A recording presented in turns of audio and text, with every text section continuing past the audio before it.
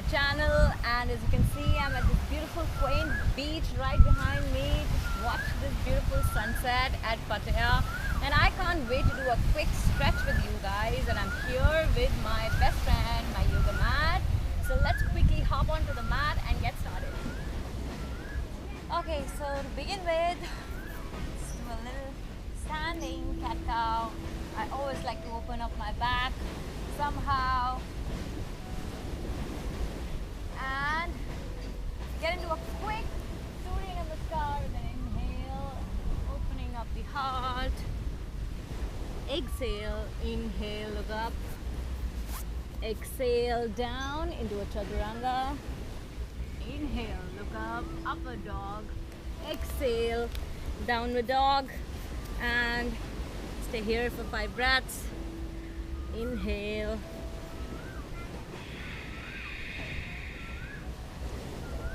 Exhale.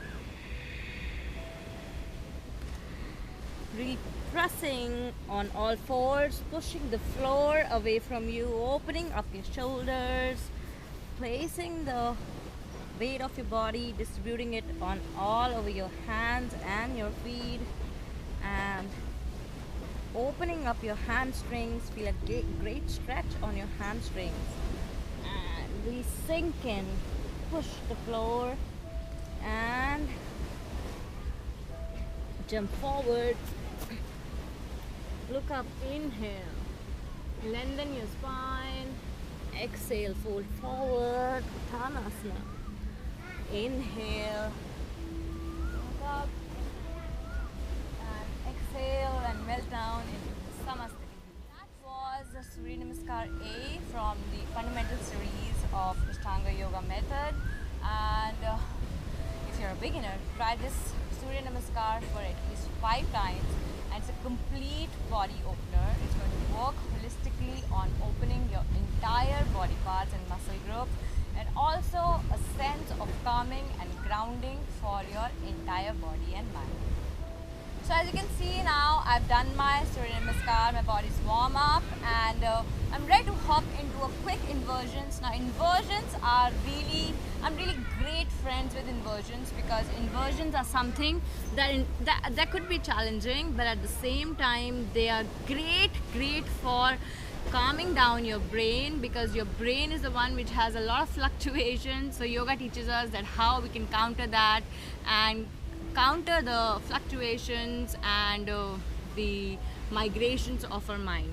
So to get a sense of grounding for your mind, and also working on your complete entire body, especially the purification of your body, we must try inversions every day. And now I'm going to do a headstand. So what I do is I come in Vajrasana, and then from here I fold my hands right in front of me. Both the elbows are equidistant on shoulder width apart. I interlace my fingers in front of you, and this is the part of the head that I'm going to be placing in between this cup that I create with my palms. And actively I draw my navel towards my spine, tucking my toes, curling the toes under. I bring the weight of my body onto my upper body, and then I fold one leg nice and easy towards my chest, knee to my chest, then other knee to my chest, and then slowly, there's no rush, very slowly, just taking the legs and the flight all the way up. And from here, you bring your legs to a 90 degree.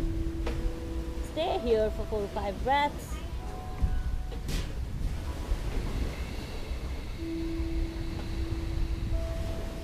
And slowly, very slowly, nice and easy, bring your toes back to the ground, knees to the ground, and for a few seconds rest in Balasana.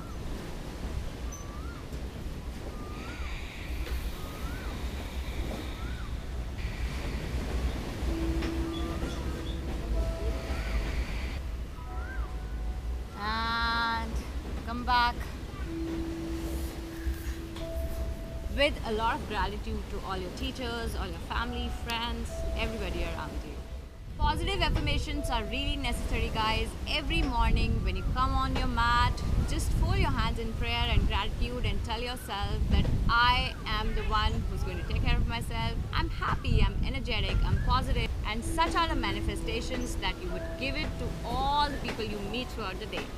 I hope you like my video, you're liking my videos, and if you really like them, do share it with your family and friends. And do give me your feedback, guys. It's really important for me to understand what are the kind of videos you would like to watch more. And happy practicing, guys. Bye.